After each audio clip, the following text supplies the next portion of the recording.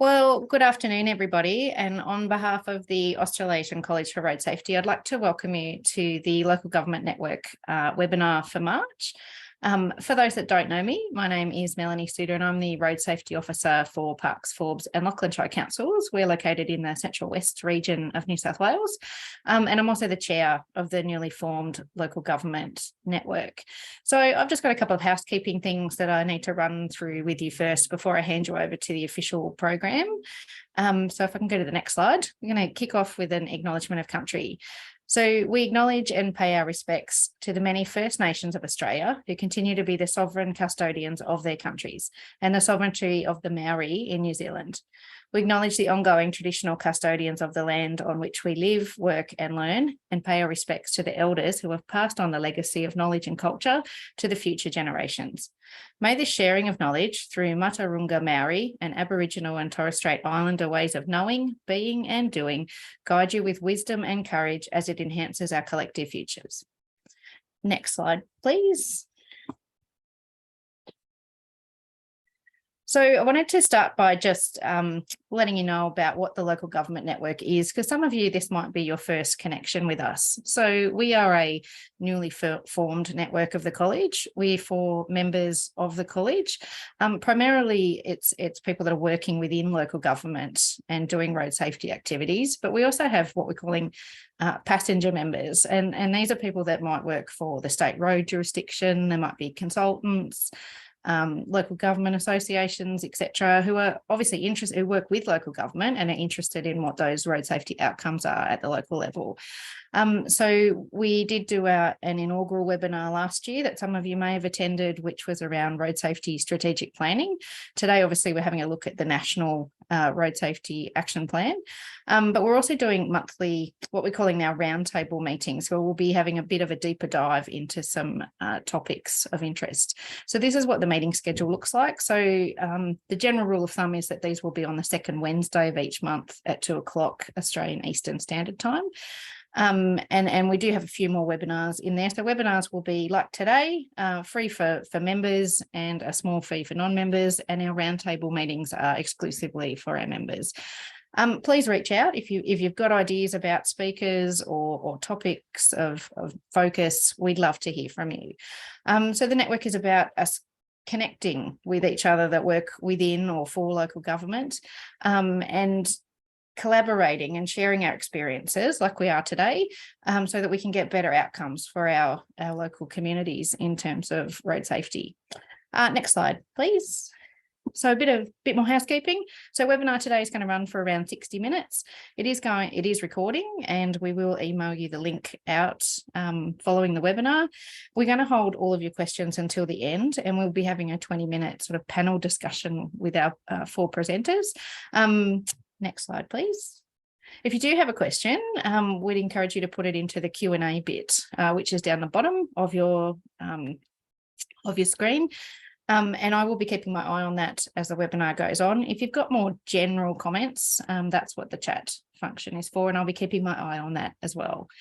Next slide, please. So welcome to the webinar. Let's get into the official bit now. So the National Road Safety Action Plan has been released, and what are the opportunities within this action plan for local government? So today we've got 4 speakers who are going to talk to that for you. If I can go to the next slide, thank you. So we're going to kick off with David McTiernan, who's representing the College for Road Safety today, who will give you a bit of an overview of what's in the action plan and how that relates to local government. We've got 2 local council practitioners to talk to you about their experience. So Kate from New South Wales and Brett from South Australia. And then we're popping over to Western Australia to hear from MainRoads, from Paul from MainRoads, about some work that they've been doing with local government. I know that this is coming through the lens of Australia, and we're an Australasian college. So if you are from New Zealand or some of the Pacific regions, we'd love to know in the chat how road safety management looks in your jurisdiction as well. So I'll hand you over to David now to kick off the presentations. Yes, please put your questions in, ask us in the chat, and we will see you for 20 minutes of Q&A at the end. Over to you, Dave. Welcome, everyone. The from local government practitioners in this networking group. So I think particularly the topic network safety plans, which is certainly something I've been involved in for a little while. I think there's quite a few fundamental areas that need to be discussed and engaged with local government and by local government, particularly about the strategy and network safety plans in particular. I think today's webinar really offers that opportunity to get some information out there, and importantly, as you just requested, if you've got any questions, put it in the webinar chat and try and get that engagement going to share that experience, to understand what you believe network safety plans are about and how they might impact on your council. So please make sure you do that. In terms of myself, if we just want to go the next slide, please. In terms of myself, my name is David McTiernan. I am an elected member of the College of Road Safety National Council. I'm also the National Discipline Leader at the Australian Road Research Board. So I've formerly come from local government, and I've been with ARB now for 16 years. What I would like to do in the 10 minutes I've got is just to touch on network safety plans. What are they, particularly as it's being communicated in this strategy and action plan? Why and how they are important and relevant to local government, and hopefully that'll give a lead in to Kate and Brett in particular as to their experiences. And to wrap up, I'll give a little bit of a national check-in where the status is for network safety plans. There's a project that I've been leading with some colleagues here at ARRB about network safety plans, which gave us a chance just to see how other jurisdictions in Australia are considering them and implementing them. But what I would like for you out of this webinar are some of those points there that I've put as takeaways for local government. I really hope that you will be getting an understanding of what tools might be available or have been used, what the capability of councils is or should be with respect to network safety plans, indeed what capacity you might have within your council, and what other councils have had to devote to delivery of that, what funding is available, not only to help you deliver network safety plans, but what the value of a network safety plan might be to your council in funding to implement road safety. And I think what is next? What is the next step, which is, I guess, the theme of today's webinar? What is the next step for this process coming out of Australia's National Road Safety Action Plan? Phil, if we can go to the next slide, please. No doubt most, if not all of you, are aware of the two documents that I've just got on the screen: the National Road Safety Strategy and the National Road Safety Action Plan, which was only recently released, developed by the Federal Road Safety in conjunction with jurisdictions around Australia. Now, the concept of network safety plan was developed just before the strategy. Roads had made a reference to it and developed what we call the Stereotypes Project. But from that, embedded in the strategy was the more topic and discussion about how a network safety plan might be used and applied, particularly by state jurisdictions as well. And that was reinforced in the National Road Safety Action Plan as the action need required in order to improve road safety across the country. We just go to the next slide, please. This is the definition out of the action plan as to what a network safety plan is. And I'll just read it there, but obviously follow in your own time. And I've highlighted some key points. So a network safety plan is an assessment of road safety risk across a road network, supplemented by the assessment of benefits against the costs involved, specific road safety interventions to reduce that risk. The output of a network safety plan is, and probably should be, an investment plan, which can be budgeted for and implemented as funds become available. Now, the takeaway from my perspective is key points: road safety, risk, and at a network level. So this is not about identifying black spots or preparing black spot funding as such. It's about identifying risk across your network to help you prioritise where you might do some further investigations, what actions will come out of it. And importantly, if you go to the next line there, the next highlight, it's about specific road safety interventions to reduce that risk. And this is infrastructure focused. Councils and road safety generally needs a wide scope of treatments and interventions to improve road safety. But network safety plans are very much, as it says in that final highlighted section, investment plan for infrastructure. I think again, my perspective certainly is with the network safety plan in place, councils will have a clear direction over the long term, at least 3 to 5, and if not 10 years, if you get it right, of where road safety infrastructure needs to be invested to improve the road safety performance. Phil, if we just go to the next slide. In terms of the action plan and indeed the strategy, this is how the federal government, which the state agencies have signed up for in the strategy, will help local government in particular deliver network safety plans on their networks. So you can see there a key action, which is to start later this year, if they stick to time, is to lead the development of a framework in consultation with all governments. So it's definitely something that you can liaise with your local jurisdiction about, to support councils to conduct a fit for purpose network road safety risk assessment so they can prioritise infrastructure investment. And that's going to be really important. Right now, I would certainly hear from a lot of councils that they don't know what is required for a network safety plan, so it is a work in progress. They don't know whether they have the capacity or even the capability to do it, the skills to do it. But I think it's the action plan that the federal government and the jurisdiction will assist councils to develop those skills so they can roll it up.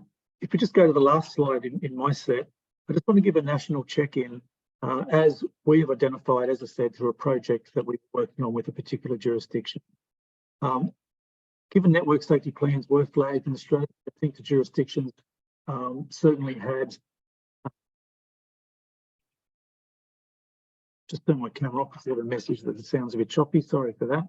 I think the jurisdictions certainly had a heads up about what network safety plans might mean, and they've been certainly liaising with one another to try and come up with a common definition and a common approach and a framework for it. So when we look at Western Australia, MainRoads WA have been leading that in that jurisdiction, and they have a road safety management plan template which outlines what a network safety plan is for West Australian local governments. In terms of South Australia, their network safety plan approach is still under development, but they certainly have identified they want to work in partnership with local councils. So if you're in that state, then certainly keep an eye out and maybe approach the Department of Infrastructure and Transport to learn more about that. And I know that Brett, one of the speakers today, is from South Australian Council. In terms of Victoria, they're certainly looking at doing it in a way that it can be delivered in-house by local government and using their data, their crash data and roads analysis data to help councils start their network safety plan process. New South Wales are certainly working, we're certainly working with them to identify what a network safety plan is. I know they've been looking internally as to how to engage with their local councils for that.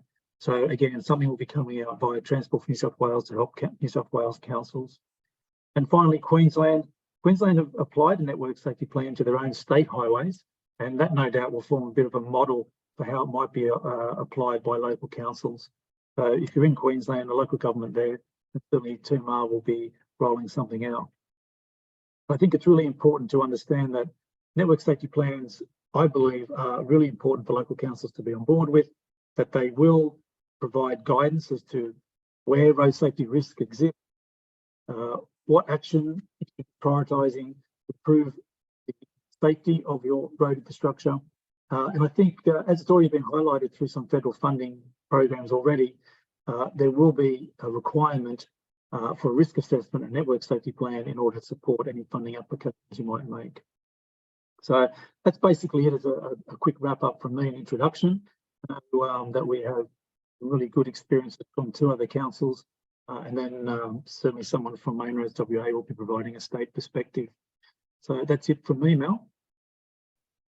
What I'll do is hand over to Kate from Eurobodalla Shire, who I know has been leading this sort of practice in New South Wales, and she'll share what she and that council have been doing to develop a network safety plan approach. Okay. Thank you for that, David. Yeah, my name's Kate McDougall. I'm the Road Safety Officer and Traffic Officer at Eurobodalla Shire Council. And if you want to go to the next slide.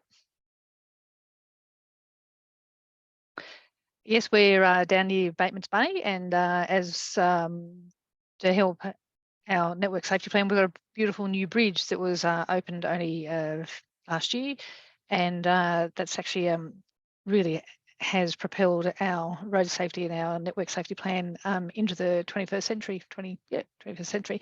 Next slide, please. Okay, we've got a few stats, and it's really important to actually understand that these stats actually do tell a story. So the Eurobodalla Shire has a population based on the 2021 ABS of just over 40,000, with a population density of just over 11 persons per square kilometre. We're south of Sydney, between 280 and 360 kilometres south of Sydney CBD, and we're between 150 and 220 kilometres east of Canberra. We're an old LGA. Our medium age is 54 compared to 43, which is in regional New South Wales, 39 for basically New South Wales, and 38 for Australia. So if you want to retire, Eurobodalla seems to be the place. Overall, we have 6.1% of our population as Aboriginal and Torres Strait Islanders. We have 17% of our population are couples with children, 19% older couples without children. We have over a quarter of our people living by themselves. Just under a quarter of the households are renting, and most of the people at home speak English. So next slide, please. So why are these important? Why are these stats important? What do they mean to the network safety plan? Well, the network safety plan is actually a whole of government, a whole of council approach. So we need to know who's here and who we actually have to plan for, and for now and for into the future. So who, what's the significant number of traffic and maintenance engineers? They need to know who actually is here. So also the road safety officers and those people who are inside, our inside workers, our people within council who do the rates, who are our community workers, and our outside workers too. So those people actually work on the roads. So it's all because road safety is everybody's business. And those people within council have a different view on road safety. It's not all just roads and potholes. It's actually how we use the road. So it's important for all those people within council, those who build it and create and maintain the roads, those who design the roads, and those who work with people who use the roads and behaviour change. They all need to understand how it all works, and that all ties in nice and neatly, well, perhaps not nice and neatly, but to a network safety plan. And particularly, with roads, if we build for the people who are less active, or we can build for them all. So next. So just to give you an idea of our total network that council is involved with, it look after, we've got 1,003 kilometres. Most of them are unsealed roads. We have 31% of our local roads. We have just over 5% of regional roads, distributor roads. We have 33 kilometres of distributor roads. Collector roads, we have 107. So how is this important to our network safety plan? Okay, to the next slide. So to find out how this can be important and what the issues are within these roads, we council back in 2009 took a proactive approach to find out how we can fix some of these roads and then prioritise it into an action. So we lined up 6 road safety audit trained staff, and we paired them with 6 asset inspectors. Now, the important thing here is that not all the road safety audit trained staff were all engineers. They weren't all maintenance people. They were a bit of everybody. Admittedly, they were in the infrastructure team and in that area, but they all had different views. There was the road safety officers and the maintenance and engineers. So they're all looking at it differently. So as we looked at these hazards, we had the Reflect maintenance software, and we identified the hazards, the type of hazard, and the preliminary assessment of the potential treatment of those hazards within that area. Next. So the types of issues that we looked at, so we looked at roadside clear zones. They had culvert head walls, unprotected drop-offs, trees and vegetation, guardrail and protective fencing, and road geometry. So there's some of the things we had, and we advisory speed signs and warning signs. So we were actually looking at all these, because if we can fix these, we can actually look towards achieving zero. And the interesting part about this is that including all within this 280 kilometres of rural and regional sealed roads and 410 kilometres of unsealed roads, they're 40% of our network. So we're looking at the 280 kilometres of rural and regional sealed roads. That's what we're actually looking at here. Next. So what we did is, in the Reflect maintenance system, we were able to identify each location. We were able to categorise what sort of road it was and the type of hazard that was there. Next. And then with each road safety issue, we have been able to document what individual site report. On the individual site report, we could actually put down if there was a crash history, what the traffic volume was in that area, whether or not there was any need for speed, and how much it was going to cost to fix, or even just doing prep work. So when we're looking at all that, we could actually see it as a whole of route system rather than just one individual area. Next. So what we actually found is that of the 445 hazards on local roads, 55 were identified in the northern part of the Shire. Now that's an important thing to note, because we'll talk about a network safety plan a little bit later, where 36 of all crashes occurred on 4 local and regional roads. So those areas, those roads, and that's where we managed to find out where we might be able to concentrate. So if we head on to the next one. So these are some of the road safety hazards that we had. We had a road alignment, we had issues with drain and table drains was our biggie with 120, and then clear zone hazards with primarily vegetation. This program was done in 2019, just prior to the fires. So interestingly enough, after the fires, the vegetation became a priority because some of it was actually burnt but needed to be removed. We had pavement hazards. We had lane shoulder widths. So these are some of the issues that we had as our road safety hazards. So next slide. So from there, we actually put them into actions into our road safety plan for 2019-2022. But within that, that actually gave us ideas and processes that we needed to put into place. But from there, we do the next one, please. We then move towards a network safety plan. So we've actually now from our looking at the network, putting into the road safety plan, we've now come down to a network safety plan, which is, we call it our transport network plan. So this is our northern area. Our southern area hasn't been passed through council as yet, but this northern one has gone through council, and we're looking to work on this for the next 10 to 20 years to see how we can develop and future-proof the Eurobodalla. So the next one. These just give you an idea of our what the program is. We've got 4 key areas that we've outlined in the transport network plan, and on the second side we have the first map of the areas. Now the blue sign is down, the upgrade keys down the side, they actually provide indications of intersection upgrades, the roundabout, traffic signals, road realignment, pavement strengthening, and each of the areas that are outlined have those connectors there. So if you go to the next slide, please. And these are the other 2 areas that are identified. So we have all these areas are all identified. They've all got treatments.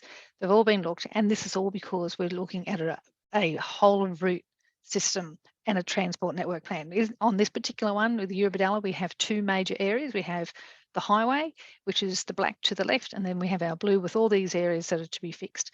And we can identify them, and then with this identification, it makes it easier to put in for grant funding as well. And then on our third page where we have Maria Airport, that there's all part of our northern area.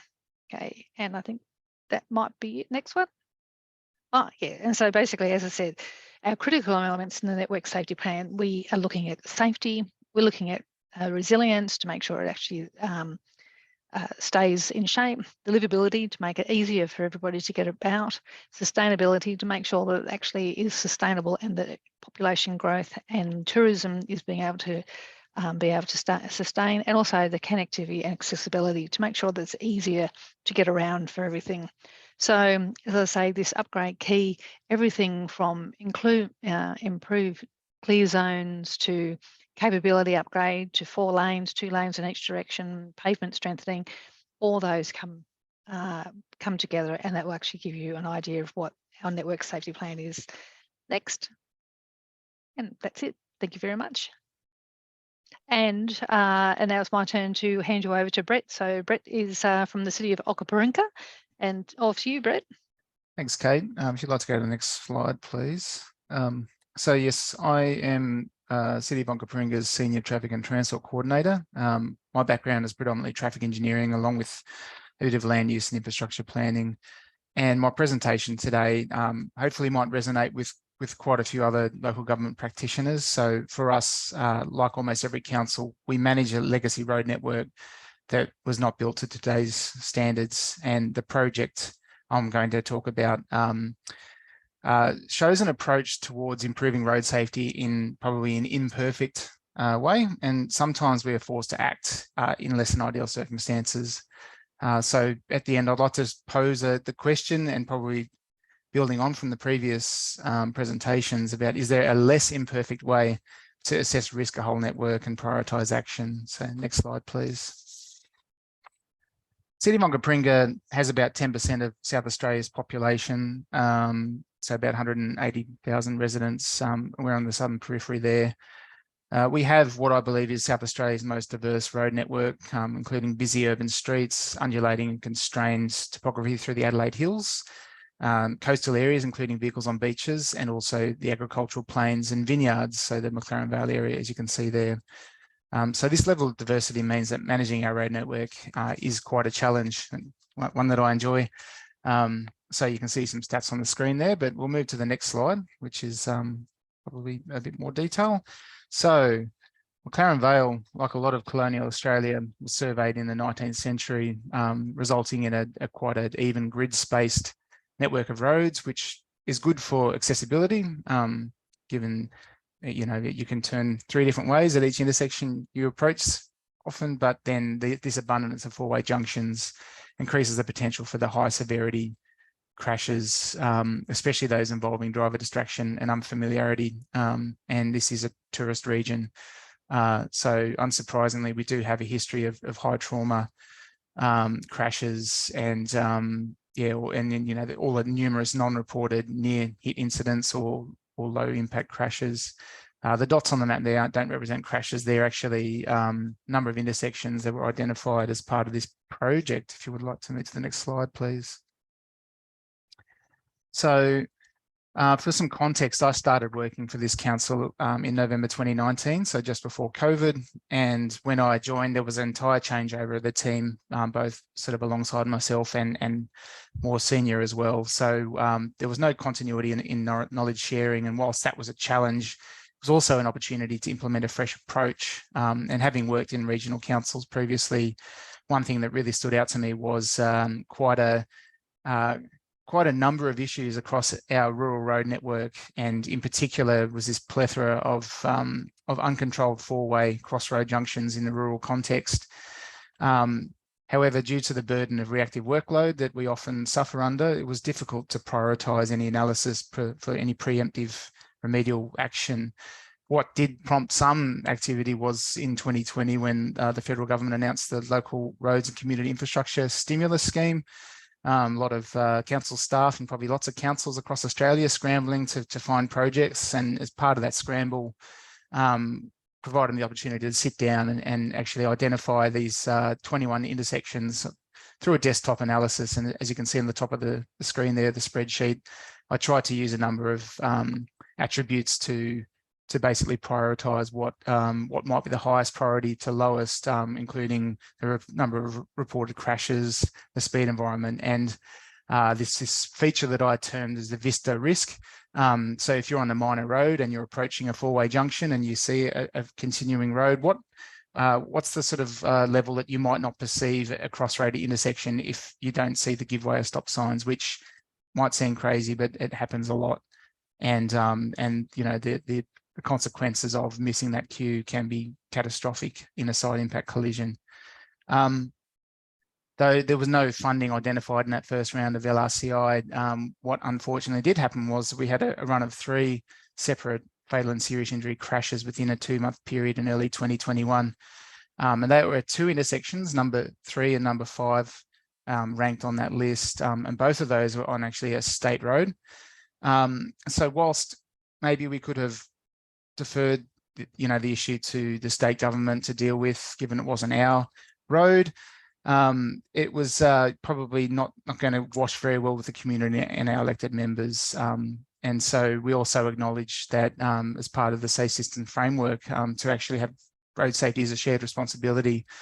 And so just for some context, that image there is a roadside memorial from the first crash that happened. And it's a tragic reminder of the impact of road trauma, not only on the victims and their families and friends and other people involved, but also first responders, the residents who are pulling people out of vehicles, and also staff who have to work in this. And I don't think anyone, really, dreads any time somebody is killed on their roads. So basically, because of this run of crashes, one of the councillors raised a notice of motion for an audit to be undertaken on the road, and that was reported back to council by August, as you can see there, and it was very well received by the elected body and our CEO and senior management. I think people were just pleased to see some activity happening, but I guess then they wanted to see some action. So next slide, please. So what ended up happening, our council is quite good at election advocacy, and it's part of the election advocacy plan, given we had a state and federal election building up, was to nominate a $4.2 million project to fix these 21 intersections. And sure enough, the local member met out on site with a press conference in the Vines at intersection number 1, as you can see in the background there, with the leader of the opposition, who's now our premier, and basically made this announcement to commit towards this, and the election sealed the deal. And now we're currently working on this program of intersection upgrades. So that was a really good outcome. But next slide. Oh, sorry, I'll just go a little bit more detail. So yeah, the $4.2 million program includes, I suppose, some more innovative treatments to try and get better bang for buck. And we've been having excellent collaboration with the state government, with the Department of Infrastructure and Transport, who they see the value in this project, both to trial and showcase these sorts of new approaches. And as a council, we want McLaren Vale to be known as Australia's safest wine region. And myself personally, I'd like this to be a bit of a road safety mecca for practitioners to come and see some of these treatments and in the different sort of forms. And I guess just trying these new things to spread the dollars across more treatments to try and get more of the road network upgraded. But in the context of this, could there be a better way? So the process that has gotten us to here so far has involved a lot of trauma and decisions made under duress. And whilst maybe, that trauma and duress had to happen to enable change, what if councils were actually required to have a comprehensive network-wide risk assessment? The next slide, please. Which gets us on to the question is, what if we had a network safety plan? So maybe that could have avoided a lot of the trauma. And, I sometimes question how many local government practitioners actually know about network safety plans and what they do. And even for those who know about them, how can we advocate to council's decision makers to invest in these, especially when they aren't mandatory currently, and the value might be hard to appreciate. So to try and answer that question, we have just embarked upon a small trial of our council road network, 32 kilometres, in fact, of a variety of roads. Literally was being scanned this morning. I went out and met the contractor on site, and we're working with Veris and NDT to use laser scan or mobile laser scanning on a vehicle to pick up a point cloud on the roads, and then NDT will process the data to basically generate star ratings using an AI-based platform that will hopefully be orders of magnitude less cost than the current video survey, and also having the opportunity for other data set that we can use on top of the star ratings. So quite exciting for us. And I guess, you know, the main thing is that, you know, we can all fumble our way through these sorts of issues and work with what we sort of know and what might be stipulated. But these network safety plans, to me, look like they could be a really a better way of doing things, especially looking at a whole network rather than waiting for crashes to happen to apply for black spot funding or doing piecemeal approaches. So hopefully this resonated with a few people out there. And if you'd like to go to the next slide, please. I will now be passing on to Paul Starling from MainRoads Western Australia. But yeah, thanks for your time.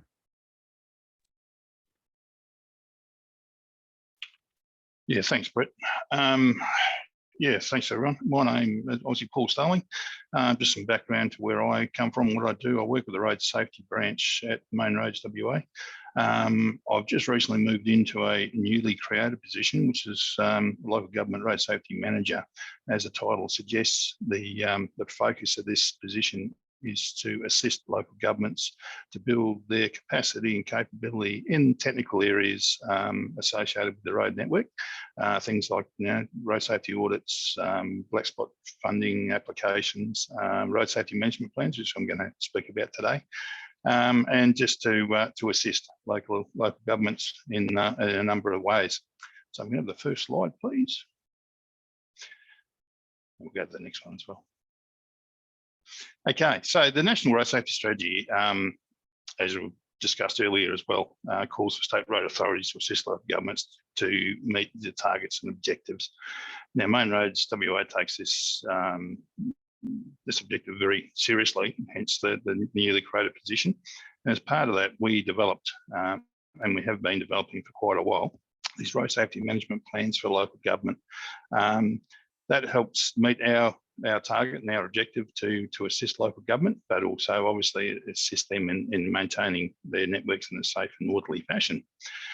So basically everything dovetails down from the National Road Safety Strategy to the State Road Safety Strategy in our case, down to the Road Safety Management Plan at the local level. Next slide, please. Obviously, local governments also, there's Ausroads have local government road safety guidance, and they recommend that that these road safety management plans, network plans, whatever, relate directly to the higher level documents as well. So obviously the state and national strategies. We acknowledged when we started this project that a number of local governments had their own policies, integrated transport strategies, et cetera, and when we started talking to them about the road safety management plans, some said, yep, we've already got something in place. Some were not altogether on board with the idea, but I think we've convinced most now that these things are a very valuable resource. Some have decided that they integrate the road safety management plan into existing strategies and policy, which, if that's what suits, that's what suits. We've asked that we've asked them though, however, that in order to get the best out of this document, it's probably best it's a standalone document. The main reason being is that the higher level documents within the council and local governments often require council endorsement for any changes, alterations, whatever. So it means every time that a document gets updated or it gets changed or amended to suit changing conditions, it has to go before council. What would be the ideal situation, especially with these types of documents, because they are a dynamic document. They are a document that requires updating and changes, as I said, as conditions change, that it can be changed within the officer level. So there's no need to put it through council every time something needs to happen. Next slide, please. The benefits for local governments in terms of these road safety management plans, so I'll just list a few of the obvious ones and probably the most important ones here. It does provide a clear and holistic framework at a local level to prioritise the road network. So in other words, it provides the local government with the opportunity and the tools to analyse the network, prioritise where crashes are occurring, drill down to the severity of those crashes, as well as drilling down to the predominant crash types. So rather than the old days of shotgun approaches, this document, we've purposely kept this document quite short and simple, so it can be easily read, and the information that people are requiring can be easily found within it in regards to crash issues or crash risk on the networks. It does assist local governments to work towards the national and state road safety strategies, as well as their own internal objectives. Obviously, as a road asset owner, local governments have the responsibility to ensure that they have a safe and efficient network. And of course, they would have ways and means and policy and procedures to make sure that they are monitoring their network and making sure that they're doing what they can to reduce the incidence of road trauma. So again, this document contains a snapshot, if you like, that they can refer to see how they're actually going with that. It allows a proactive approach to identify and prioritise locations, which I've already talked about, especially with limited resources. Any organisation, whether it be state, local or private, has limited resources in order to do things. And there's a number of, especially in WA, there's a number of local governments that have very few staff, have very few resources. One person wears many hats. So the idea of this document in terms of their road safety aspect is that it can be easily put together, it can be easily updated. There's not a lot of onerous work required by the individual councils to maintain the document. So it helps them out with their resourcing in that regard. It also enables local governments to clearly communicate to customers and councillors at a local level. It is important that any document or any policy, procedure, or whatever you like to call, has support from top down. So the use of this document, or by compiling this document, it can show the executive council level of any existing issues within the network. It can highlight these issues and the need to change and the need to do things with them. And as well as down to residents and ratepayers, I suppose, and local people within the boundary, that it tends to sell or help them sell the importance of road safety and the importance of managing the network as best they can with the funding and whatever available. It can also be used to support road safety funding bits. So obviously things like black spot funding through prioritising crash locations, crash types, crash severities. It can be a one-stop shop, if you like, to start listing and prioritising where this funding could be spent, as well as when obviously other funding avenues arise. The document's there to be referred to and can be used to strengthen the applications. And it also provides a mechanism to assist local governments to respond to customer and council inquiries. So I touched on that a minute ago, but I know within the state government, a very resource demanding task at times is answering customer inquiries and requests for works and things to be done on the network. No different, I should imagine, with the local governments. This again gives some sort of credence and some sort of validity to a response, whereby if Mr. or Mrs. resident talk about a particular intersection down the road from them that they see as being a dangerous intersection and needs work done now, the local government or through this document, there's a priority list in place. So the list can be easily looked at, checked, see if that intersection is on the list. If it is, great. The response can be, yes, we're looking at that. It's already earmarked for work. But also, if it isn't on the list, it helps to go back and say something to the effect that we understand there's a problem, but there's 150 or whatever it may be intersections or localities in the list that need that work as a priority. Okay, next slide, please. Okay, the way the mode safety management plans were applications and implemented in WA, there were 40 workshops conducted throughout the state from staff from the road safety branch. These included 30 presentations to local governments in the metro area. So they were face-to-face demonstrations and workshops explaining what the management plan was about and how it worked and where they could find support for. In the rural areas, obviously there's a number of country shires and country councils in WA. The best approach to those was the presentations were conducted through regional road groups. So there was 10 regional road groups held throughout the state. These all began back in, I think, April last year. The regional road groups then took them on to pass on the information to their respective councils. Since then, in November this year, we've had a follow-up program where we've contacted a number of councils that attended these workshops and asked how they're going with it.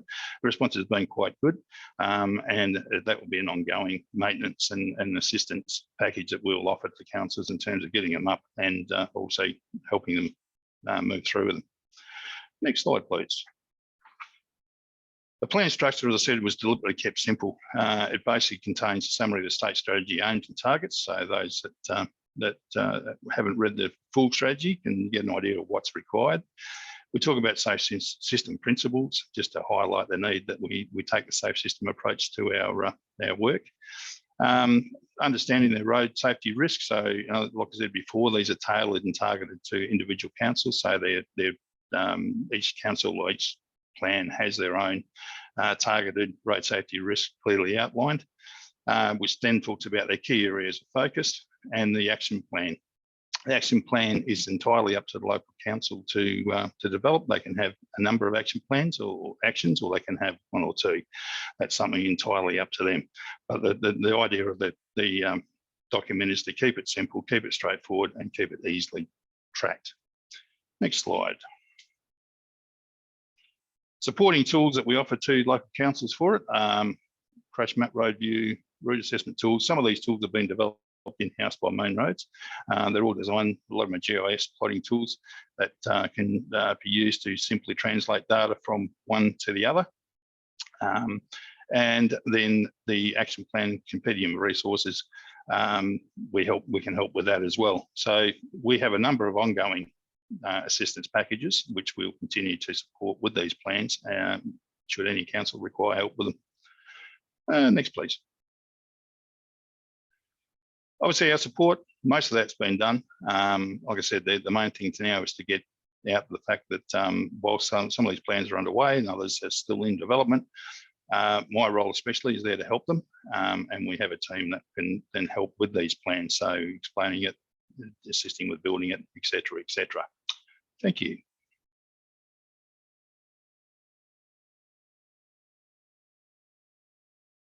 Awesome. Thank you to the presenters. If you guys want to turn your cameras back on, we'll launch straight into the Q&A. So there has been a few that have come in while you guys have been sharing your knowledge with us.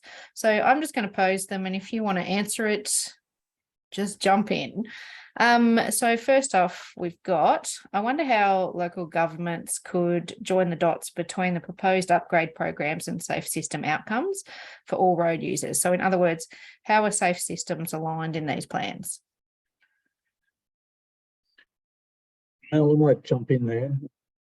Over to you, David. Yep. Look, I know Chris quite. I think one of the things we need to be mindful of is complicated for local government plans are infrastructure, road user, road transport. It's probably more practical for local government in the context of solutions and options rather than at the network plan level. But certainly I think it really would be identify risk on your network, and then when you put around of risk, that's what the safe system alignment should be in.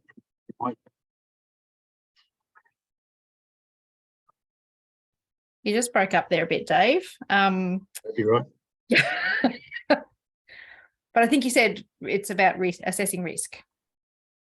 It's about assessing risk, and when it comes to developing the treatment options as solutions to managing that risk, that's when I would be hoping council try and align with safe system principles. Excellent, thanks. Do any of the other panelists want to have a go at that question about aligning safe systems? Well, I think when we've done ours, it was all aligned with the safe systems, and actually looking at when we look at our upgrade keys in the transport safety strategy, it's all about safe systems. It's all about actually looking at all, besides vehicles, obviously, but we're looking at roadsides. We're looking at speed reduction, monitoring, and the people, and actually, because as I said, statistics and looking at everything that we can do for people, building the roads for the people, but using it also looking at within the safe system. So we look at joining the dots in that regard. So it is primarily a infrastructure process, but you do have that human element in there as well. Great, thanks, Kate. I'll move on. So following on from that question is, how would you demonstrate that the plans meet the road safety strategy goals?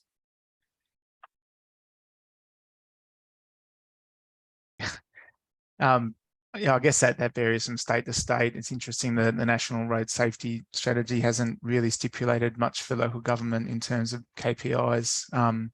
But I think it's that overarching, are we aiming for 3-star roads? I guess any measures that aren't waiting for the trauma to happen, like black spot, waiting for, your BCR to get up. So yeah, that's probably my take on that one. Yeah, I think if I can just add to that too, I mean, the national strategy and our local state strategy too has targets for reductions in fatalities and serious injuries on the network. Now, when you look at it, part of the network obviously is managed by MainRoads, but a large part of the networks in WA is managed by local government. So it's not the targets and the objectives that have been set, or prefer actually saying objectives are targets, but the objectives and the targets that have been set in the overall strategies are relating to the whole network, not just part of it. So from the local government perspective, implementing the road safety management plans and then looking at the reductions obtained within their own local governments is obviously going to go away or go as part of reducing that overall target that's been set for the fatalities and serious injuries here. Thanks, Paul. This might be one for you because it's about state jurisdictions. How can those state jurisdictions change road safety funding to support proactive road safety work? That's a hard one. Look, there's always funding opportunities. There's always, there's different programs that are introduced. There was, funding programs over the last 2 years that probably unlike anything we've seen before from federal and state in regards to our lone little patch. The influence, I don't know. I mean, that's something which is above my level, I suppose.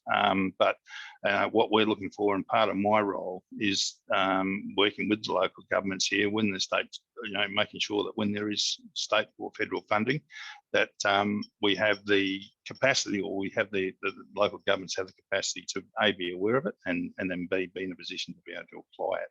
So whilst we have, from a state agency, we have no control over what the funding is and how much there is. I think we have a part to play in making sure that it's evenly distributed and correctly distributed in terms of both state and local road networks. So. Thanks, Paul. I guess question for Kate and Brett, I guess. How are your the plans that you spoke about today? Were they funded internally through council? I know the one we've done is actually funded internally through council. We did all the work, and there was a bit of time bit of time put aside by when we did the initial groundwork to see what hazards we had out there, and then it then got put to particular people to actually write the programs and write the strategies. And from there, we're now looking at, we're looking at funding models to see whether or not we can actually get something in. But yeah, basically it was an internal document. We haven't done ours yet, so we're looking for funding. I suppose the trial is being funded internally. We had a really good opportunity to basically get the scanning done at a dramatically reduced cost, because in South Australia we have to rely on people coming here. We often don't have practitioners or certain opportunities, and that's obviously going to affect other regional areas. But in a way, yeah, Adelaide sort of suffers some of those same things. So yeah, but I will probably just mention that I would call my project a state-funded proactive road safety project. Yes, it happened because there was trauma, but I will note that like that was only on 2 intersections out of 21. And so yeah, we capitalised on an election. It was a marginal seat, like it's pork barreling.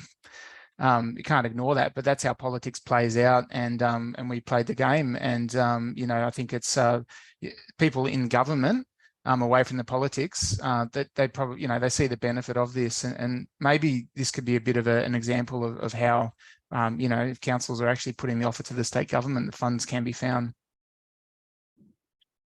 Thanks, Brett. You've got a follow-up question too, which is how much did your compact roundabout cost? Yeah, that's a great question, and I don't have an answer for. We just had a design review meeting this morning with our consultant and the state government, and we're still circling some design parameters. It was based on the Lance Creek one. I think was $3.5 million. We were hoping it would be a fair amount less than that, because our one's only on a local intersection. It's not on the arterial road. We've got a $4.2 million budget for the 21 intersections. We anticipate that this roundabout will be a good portion of that budget, if that's any sort of indication now. But obviously that's going to be really important to know. And the lower cost that roundabout is, the more than the can be built around Australia, New Zealand and elsewhere. That's the whole point of this. And Victoria are leading the way. So we want to be sort of part of that. All right, thanks, Brett. I'm going to do a final throwback to the presenters. Is there any final parting comments that you want to make about the National Road Safety Action Plan and local government's opportunities? Dave, do you want to go first? Only that I think this is a bit of a watershed moment for local government. It's mentioned more frequently, more prominently in the current strategy and the action plan last years. So yeah, take advantage of it while you can. Awesome. Thanks, Kate. Yep, I think it's good. We've actually got a question from Max regarding pedestrian fall hospitalisations similar to order to magnitude pedestrian crash hospitalisations. I'd just like to make a comment about that, whether or not the footpaths, depending on the size and the area where you actually have the footpaths. So, and I think that's the movement in place type question. Where you get to have the type of cars, the speed of cars and pedestrian access. But I think, going back with David, I think it's a watershed moment. We can actually, we can do more now, and we can lead the way in becoming more proactive in how we can deal with our infrastructure programs than being reactive. Great, thanks, Brett. Final comments? Just going back to probably Joe's question. So I note that the road draft National Action Plan was supposed to have funding to councils tied to having network safety plans, and that was watered down. It's interesting. That was the Australian Local Government Association who thought maybe that was a bit onerous. Maybe that wasn't the right approach, but I think it's the way we need to head. And I think that's where maybe federal governments can take away some of that black spot funding and give it to councils to help them develop road network safety plans, is my thought. Awesome. Thanks, Brett. Paul, final comments? I just think it's great to see that there's going to be collaboration between different levels of government, and that we're finally going to get some action, helping out and building capacity within our own ranks, plus also helping others that have been struggling for resources in the past that have got all the best intentions of doing things but simply can't get them done. So yeah, I think it's a great moment, and something as we move forward, it's only going to get better. Well, thanks, Paul. So we've come to time, and I know that there's a few unanswered questions, and we've got a few chat comments in the chat as well. So we will come back to you. We've got your contact details. But I did want to put this slide back up and again plug the local government network and the meetings and events that we'll be having over the next 12 months.